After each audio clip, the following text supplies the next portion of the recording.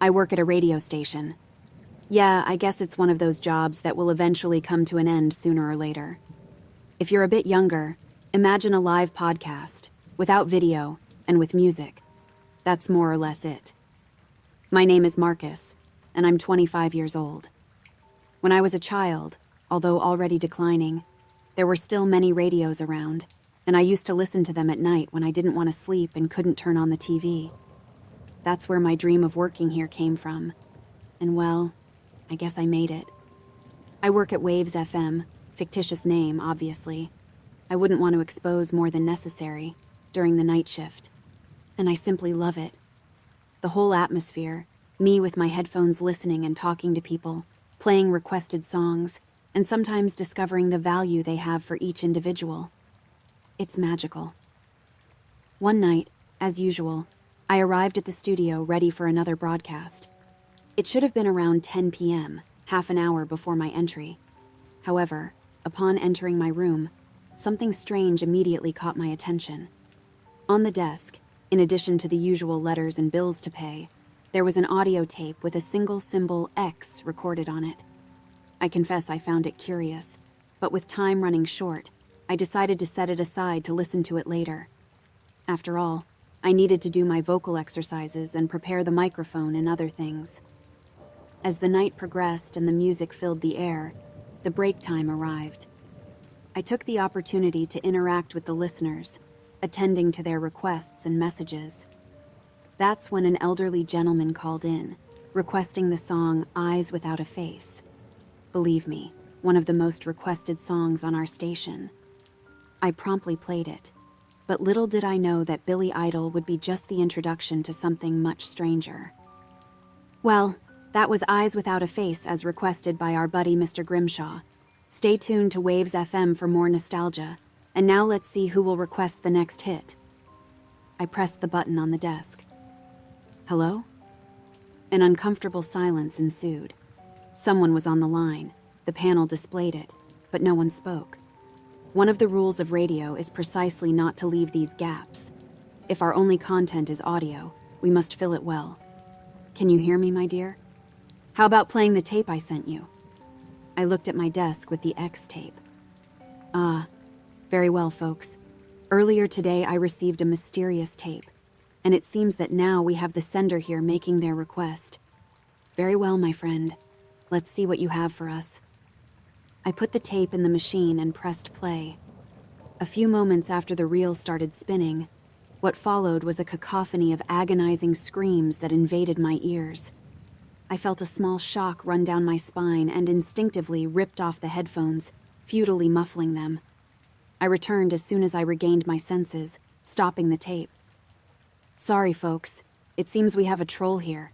Quite funny, huh, buddy? I'm dying laughing. I played another random song, trying to lighten the mood a bit while calming the pounding in my chest. I grabbed the tape and threw it in the trash. I had had other pranks before, things like, "Do you know Joe?" Or, "Is it true you're sick with ligma?" But nothing on this level. The night continued its course, with me trying to leave behind the bitter taste left by the tape. I interacted with a few more listeners and played more songs according to their requests. For a while, I managed to distract myself from that disturbing event. I bid them farewell as the first rays of sunlight appeared on the distant horizon. It was a turbulent night, folks, but we made it through, haha. Stay safe, and see you next night here on Waves FM. I got up from the chair to see the station manager, Rob, enter through the door. He's a man in his 60s, but definitely strong and quite independent for his age. He was a radio enthusiast who had bought the station with a lot of effort, going to work there every morning. We didn't really have a boss-employee relationship. He was truly a good friend, more like a grandfather or uncle, you know. "Hey there, kid," he said. "Good night." "Hello, Rob," I replied, trying to sound as relaxed as possible. "Yeah, it was a busy night. Lots of requests, lots of good music playing." Rob nodded as he approached the control desk. His eyes scanned the studio, noticing the X tape lying in the trash can. A slight furrow of his eyebrows betrayed his curiosity. "What's this?" He pointed to the tape. "Oh, that?" I feigned disinterest, though my pulse quickened slightly. Just a tasteless prank from a listener, a tape with some strange sounds. Nothing serious, just tossed it away. Rob nodded, but his expression indicated something was bothering him. Make sure not to lose focus because of these things, Marcus. Sure, Rob. You got it, I assured him. He gave my shoulder a pat before stepping away. Good job tonight. Rest well. You deserve it. With a forced smile, I thanked him and watched as he left the studio. Once the door closed behind him, a shiver ran down my spine. I shook my head to dispel the dark thoughts. I was probably just paranoid because of the strange tape. I resolved to leave it behind and focus on finishing my shift. I got home and collapsed into bed, but as soon as I closed my eyes, I plunged into some restless dreams, the screams echoing around. I woke up a few hours later, a bit sore, heading out of the house to get some fresh air. I stopped at the small convenience store at the gas station across the street from my house, ordered a black coffee and scrambled eggs, my breakfast. I was trying to perk myself up with the meal, chatting about the weather with the waiter. I spent the rest of the afternoon there, talking, watching pedestrians, and praying that night wouldn't come. But soon enough, the shadows began to creep in, and the sun hid behind the hills. Back in my apartment, I opened the door to feel my foot brushing against something, a dry sound. I looked down to see a small letter, my name written on it. When I opened it, however, my heart started pounding. My mind was confused and racing, and I felt sick. In bold letters, the phrase was displayed, "Do not throw away my tapes." A shiver ran down my spine as my brain tried to process the meaning of those words. Who the hell was behind this nonsense? Did they know where I lived? The town is small, not impossible. Maybe it's a prank of very poor taste. I grabbed my phone and dialed Rob's number. He picked up after a few rings. Hey, Rob. Sorry to bother you, but I need to talk to you about something strange that happened last night. Rob listened in silence as I recounted the events from the previous night, from discovering the X tape to today's warning. He murmured after I finished. That's concerning. Maybe it's best for you to come to the station.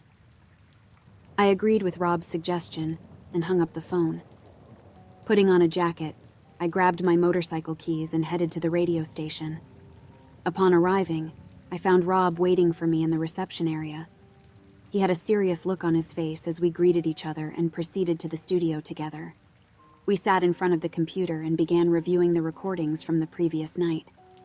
During one of the breaks, when I played the X tape, Rob stopped me. Kid, did you listen to the whole tape? Rob asked, leaning forward. I swallowed hard, recalling the moment when the screams invaded my ears. No, Rob. I only listened for a few seconds before turning it off. It was a sudden loud noise and it startled me. Rob nodded, looking pensive. Good. Don't listen to that tape ever again, okay? He retrieved it from the trash can and broke it. And any others like it, preferably, don't even answer restricted calls. The wrinkles on Rob's face seemed to multiply as he spoke, and I understood that the situation was more serious than I had imagined. I nodded, agreeing with his instruction. Got it, I replied, feeling a lump form in my throat. But what do you think is going on? Rob sighed, looking concerned. Marcus, that's all you need to know and can know. He glanced away and stood up. Try to relax, all right? Just stay away from this and you'll be fine. Are you going to stay around here? The feeling of unease only grew within me as I watched Rob gather the pieces of the tape and put them into an envelope. He placed the envelope in a locked drawer and looked at me with seriousness. Yeah, I think I'll stick around for a little while longer. Maybe go over some things for the next shift, I replied, trying to sound calm. Thank you, Rob. For giving me the heads up. Rob nodded, placing his hand on my shoulder with a reassuring gesture. Anything. Don't hesitate to call. I nodded, watching him leave the studio as my mind swirled with questions and concerns. And I decided that I needed answers. Maybe it was curiosity. Maybe it was fear of the unknown. But I couldn't just ignore it. Carefully, I waited until I was alone in the station and approached the drawer where Rob had stored the remnants of the X tape. With some effort, I managed to open the drawer and retrieve the envelope. My heart pounded in my chest as I opened it, revealing the fragmented pieces of the tape. I held one of the reels as I gently pulled out the plastic strip from inside, making sure not to scratch it, and was about to do the same to the second one when someone knocked on the front door. It was a light knock, but firm enough to make me freeze in place. My heart raced as I tried to process what to do next. Damn, I thought. If Rob catches me doing this, I'm done. With a heavy sigh, I put the pieces of the tape back in the envelope and stored it in the drawer, closing it carefully. I took a deep breath, trying to calm my nerves as I headed to the station door to answer the knock. However, as I reached the beginning of the hallway, looking at the door at the end of it, something started sliding through the mail slot, something black, rectangular, falling with a hard sound, a tape. I hurried and opened the door abruptly, but all I saw was the night wind greeting me and the nighttime view of the stars. The station was set away from the town, usually to avoid causing too much interference, so we had a dense forest of pine trees in front of our front door. The sight of them in the dark, however, was unsettling, and I quickly closed the door. I looked at the tape on the floor in front of me, this time displaying the letter D. I picked it up, curious and confused, giving it a thorough examination. It looked identical to the other one, except for the letter. Surely they came from the same place, and considering the audio from the last one, I wasn't at all inclined to listen to this one. I stored it with the fragments of X and went into the booth to start the program, trying to push the feeling of unease from my mind. As the broadcast continued, I received messages and requests from listeners, recognizing the voices of some, engaging in conversation, and gradually pulling myself out of that eerie trance. However, one particular request caught my attention. A soft voice, one I had never heard before, requested the playback of a song not very well known to our audience. "Can you play the March of the Condemned?" the voice asked, its tone sending shivers down my spine. That song. It wasn't part of our usual playlist. It was strange that someone knew it, let alone requested it to be played on a radio station. I tried to push away these thoughts, focusing on fulfilling the listener's request as best as I could. However, as soon as the music began to play, a feeling of discomfort settled in the booth. The chords echoed through the speakers, filling the studio with a heavy atmosphere. I tried to adjust the volume a bit, which by now seemed too loud. I realized something was wrong. The controls seemed to no longer respond. I persisted, clicking harder, repeatedly, but to no avail. I tried to stop the broadcast to announce technical difficulties, with no response. I even tried to shut down the system, but it was in vain. I was out of control of the situation. That was when I heard it. Above the music, above the hum of the equipment, above even the frenetic beating of my heart, I heard a sound. A distant, but unmistakable sound. It was the same agonizing screams that had invaded my ears when I played the X tape.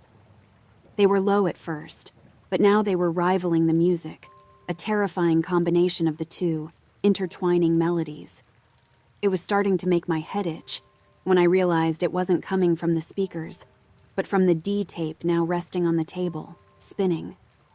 Now my brain could at least understand. A primitive panic took over me, the kind of thing that scares you without even realizing why, you know? It's as if your whole being feels threatened by it. It didn't make sense to be afraid of a tape, even if it was of screams and strange sounds. But that...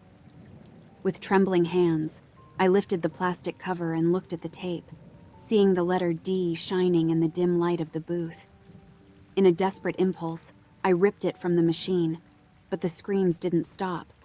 They seemed to be echoing from everywhere, even becoming louder and more desperate now. All I did was throw it away. It collided with the wall, breaking in half and falling to the floor. With that, the music, now at its end, returned to normal, fading out. And that was the March of the Condemned, I said, still somewhat shaken. "Let's take a quick commercial break and we'll be right back. Don't go anywhere because we've got more coming up on Waves FM." The relief I felt seeing the broken tape on the floor was momentary. My heart still pounded in my chest, my hands trembled, and my whole body felt tense. I needed a moment to compose myself, to understand what was happening. But before I could do anything, I heard footsteps approaching the studio. My ears focused, and I hid under the table. The door opened slowly. I could feel a presence there, standing at the entrance. Footsteps started coming in, entering the booth, suddenly stopped. "Marcus, I can see you back there. What's going on?" Rob asked, his eyes fixed on the broken tape on the floor. "Rob," I said, my voice faltering a bit with anxiety. Trembling, I emerged from behind the table. I received another tape, like the one from yesterday." Rob approached and looked at the broken tape, his eyes narrowing in concentration. "What letter?" he asked, his voice calm, still not averting his gaze from the pieces. "What? What letter on the tape?" This time he raised his eyes to me. It was a D, why? "A D? Damn it! Tell me you didn't play it." I didn't play it, but when I looked, it was there, spinning in the player. "That's not good. Not good at all." Rob seemed tense, his eyes scanning the wreckage of the tape on the floor as if searching for answers amid the chaos. "Marcus, take the day off," Rob said, his voice laden with concern. "I don't even want to think about you being near any audio equipment, okay?" I nodded in agreement. My hands still trembled as I picked up the pieces of the broken tape from the floor, tossing them into the nearest trash can. The feeling of relief was palpable as I finally left the studio and distanced myself from the radio station. Rob drove me home in his car. Throughout the day, I tried to distract myself with anything that didn't involve sound. Books, crafts, but the image of the D tape spinning in the sound machine continued to haunt my thoughts. At night, as the sun began to set and darkness enveloped the night, the feeling of unease returned with full force. It was as if I were being watched. Maybe listened to was a better word. It was as if an ear rested against the wall, attentive to all my movements, like something lurking. I decided to return to the radio station, despite Rob's warnings. I didn't want to be held hostage by whatever this was. So I made my way back to Waves FM, my heart pounding in my chest as I approached the familiar building. When I entered the room, I found Rob still there, working on some papers behind the reception counter. He looked up when he saw me enter, an expression of surprise and concern crossing his face. "Marcus, what are you doing here?" he asked, his voice laden with concern. "I told you to stay away, didn't I?" "I know, Rob, I know," I replied, trying to sound confident despite the tremor in my voice. "But I've had enough. I just want to know what the hell is going on with these tapes and everything else, and I think you know." My tone rose, firmer than usual. I thought Rob would retort and argue back, but instead he sighed, looking resigned. "Okay, Marcus," he finally said. "You want to know what's going on? I'll tell you." He set the papers aside. "Sit down." Rob indicated a chair next to me, his face serious and concerned. I sat down, ready to listen. "First of all, I want you to know that what I'm about to tell you is serious. Very serious," Rob began, his voice low and intense. "Have you ever heard of the Radio Man?" A shiver ran down my spine at the mention of that name. The Radio Man was a pretty common urban legend among radio hosts. You can ask anyone if you know. It's like an entity, a sinister thing, linked to late-night radio broadcasts, sort of like a Bloody Mary. They usually use it to scare the newcomers who come in at night. I've done that myself a few times, but definitely not proud of it now. "Yes, I've heard of him," I replied, my voice an involuntary whisper. "But I always thought it was just a horror story to scare the newbies." Rob nodded slowly. "I thought the same way when I started." He paused for a moment, seeming to carefully choose his next words. "A long time ago, right after I bought the station, There was a radio host who worked here at night. His name was Richard. He was a talented man, passionate about radio and about the supernatural. Rob's gaze drifted, staring at an empty wall. We had a late-night horror show on the radio. Stories, urban legends, listener reports, all kinds of stuff. But he wanted more. He cleared his throat. Incredibly, he managed to make contact with the radio man. I don't know how exactly, but from that moment on, things started to change. Richard became obsessed, continuing to communicate with this entity, even when things started to get strange, and I warned him to stop. Rob sighed, his expression grim. Eventually, Richard disappeared. No one knows for sure what happened to him. Some say he was taken by the radio man. Others believe he went mad and ran away. But what is certain is that since then, I haven't allowed programs of that kind on our schedule. Wow, Rob. I didn't know. I'm not done yet, he interrupted, standing up. Follow me. We walked to a small room in the back, a sort of basement that Rob nicknamed the boss's room, since only he had access to it. I entered the room behind Rob, my mind still trying to process all this information. The room was dark and damp, lit only by the faint light of a bulb hanging from the ceiling. In the center of the room, there was an old dusty table covered in piles of yellowed documents. Rob approached a rusty metal cabinet in the corner of the room and opened the door with a loud creak. Inside the cabinet, I saw a series of audio tapes dusty with age. The labels displayed an individual letter each, just like the ones I received. Not all the letters were there, some were missing, but I could see from what I remember a B, an M, an R, a W, and a Z. What are these tapes? I asked, my eyes scanning over them. We started receiving them shortly after Richard's supposed contact with the radio man. At first it was the Z tape, an unknown song, a bit unsettling, with a vibe sort of like Tiny Tim, you know? Then a T, with the testimony of a serial killer, about how he killed one of his victims. It was stomach-churning. It seemed that the closer to the beginning of the alphabet the letter was, the worse its content would be, until he got the B tape. Rob closed the cabinet with a heavy sigh. The B tape was the last one we received. I didn't listen to it, and I don't intend to, but after it, Richard disappeared. Why didn't you ever tell me about this before? I asked, my voice barely rising above a whisper. Rob sighed, running a hand over his tired face. I didn't want to scare you, Marcus. I didn't want you to get involved in this. I thought that if we ignored it, it would eventually go away. And it did. We had several good years without any trouble, but it seems to have come back, and it's getting worse. The whole story felt like it was ripped from a nightmare.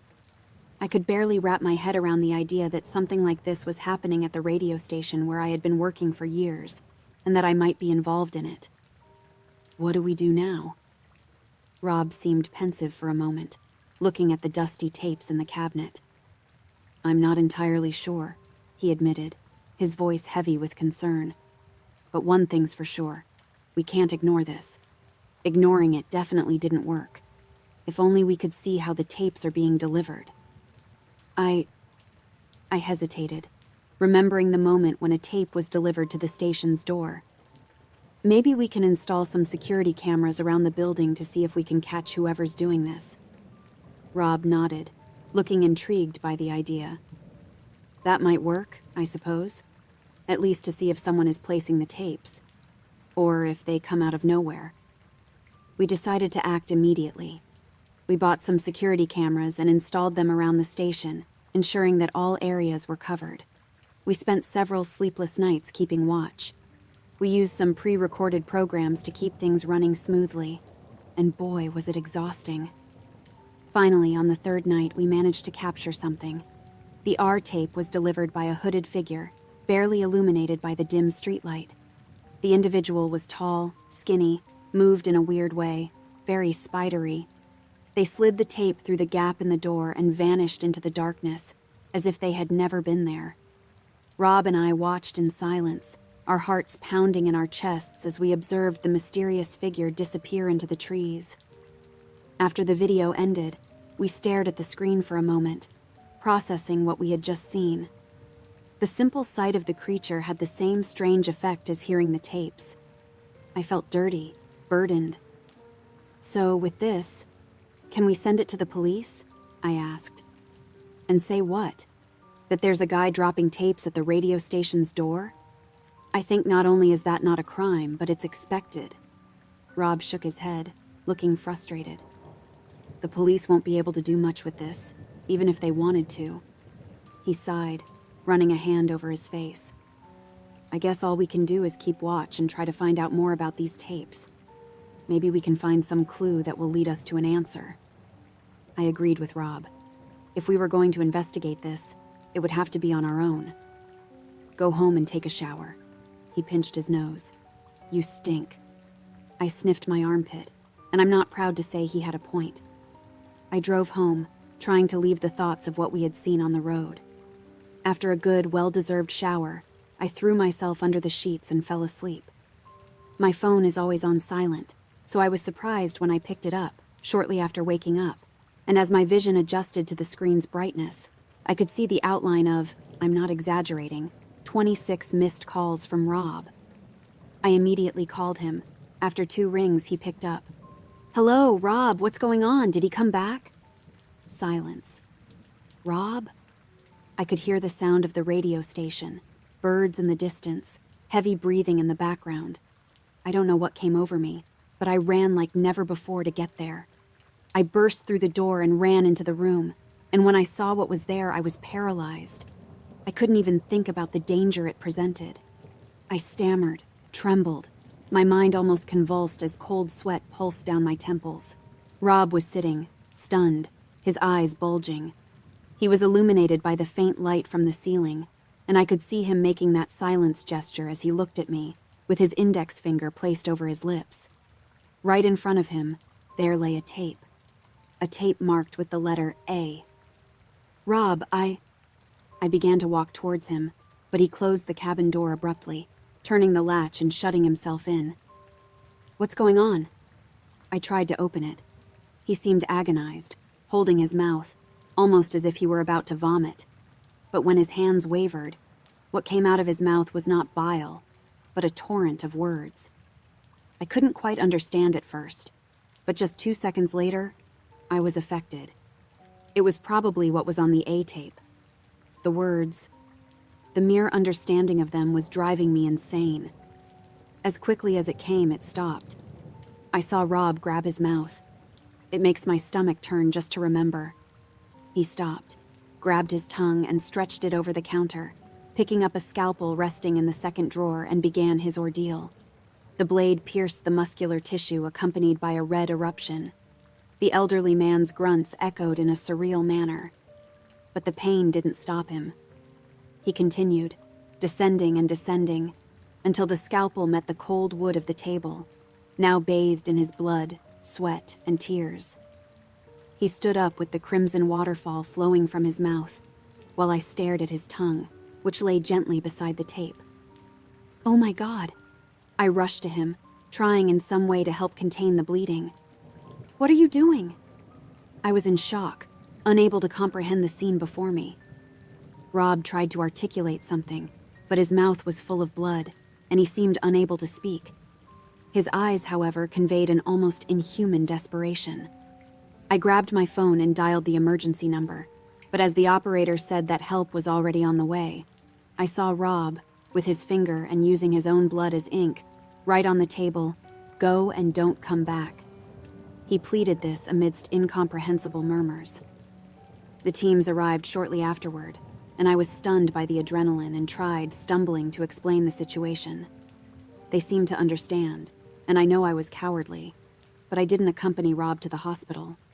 I decided to follow his advice and leave everything behind. That was 2 days ago. Today, as I was getting ready to leave with my bags packed, I noticed something in my mailbox. I felt sweat down my back as I began to think about what it could be. As I approached and opened it, however, I found a sturdy envelope with an official seal that read, "Summons to attend trial. Dear Marcus." By means of this document, You are formally summoned to attend the trial related to the case of Robert, who is currently hospitalized and unable to appear in person. The trial will take place at the District Court on March 1st at 2 p.m. in Room 13. Your presence is required as a key witness in the case at hand in order to provide testimony and relevant information for the ongoing investigation. It is of utmost importance that you attend punctually and be prepared to answer questions from the judge, lawyers, and other interested parties. In case of impossibility to attend on the designated date and time, we kindly request that you contact this court as soon as possible to arrange a new date for your testimony. Your cooperation is essential for the fair and effective progress of this legal process. We count on your presence and collaboration. I stared at the paper. After a call to the hospital, I found out that Rob has been unconscious since he arrived at the hospital, and therefore I can only testify to what happened. Considering that the cameras only captured the two of us entering the building, I understand that I am the main suspect, which leaves me unable to leave town. I don't know if this has been widely reported, but I just received news that two of the police officers investigating the case were found dead in... Well, I don't want to disgust you, but it definitely wasn't pretty. Apparently, they were conducting forensic analysis on some objects found at the crime scene, including a tape, as stated in the report. These are definitely dangerous times. I advise you not to take back roads, avoid passing near towns, and travel with the radio off. But if you decide to ignore this warning, don't forget to tune in to Waves FM every day from 10 p.m. to 5 a.m. for the best late-night programming.